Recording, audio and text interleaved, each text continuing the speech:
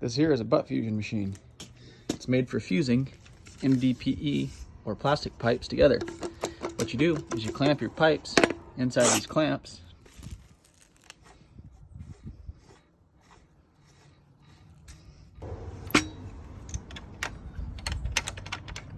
Once you got them clamped in, you line them up, make sure everything lines up.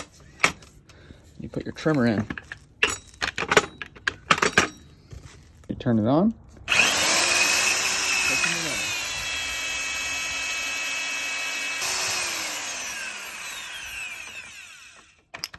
Nice flush clean cuts.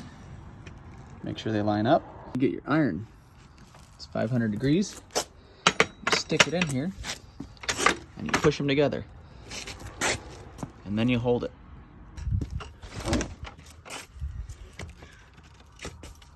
And your pipe's all fused together.